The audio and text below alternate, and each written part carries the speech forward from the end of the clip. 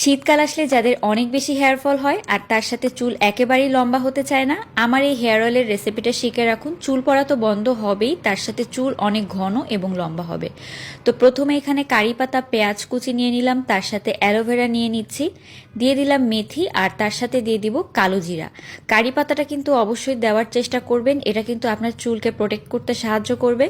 তো এখন কিন্তু আমি নারিকেল তেল দিয়ে দিলাম। আপনার যে কোনো ধরনের নর্মাল নারিকেল তেলটা এখানে ব্যবহার করতে পারেন, বাসায় বানানো নারিকেল তেলও ব্যবহার করতে পারবেন। তো এখন কি করতে হবে, খুব সুন্দর করে তেলটাকে কিন্তু জাল দিতে হবে, যেন সব কিছু একদম ভাজা ভাজা হয়ে যায়, মানে এইগুলো থেকে যে নির্যাসটা আছে সেটা বের হয়ে আসে। তো এরকম ভাজতে ভাজতে যখন দেখবেন খুব সুন্দর একটা সুঘ্রাণ বেরোচ্ছে আর সব কিছু একেবারে মুচমুচে হয়ে গিয়েছে, তখন মনে করবেন আপনার তেলটা একেবারেই রেডি। তারপর এই তেলটাকে ঠান্ডা করে একটা বয়মে ভরে রেখে দিবেন। আর এইভাবেই কিন্তু আমি তেলটা ব্যবহার করে থাকি। এভাবে ব্যবহারের ফলে অনেক উপকার পেয়েছি, আপনারাও কিন্তু একবার ট্রাই করে দেখতে পারেন।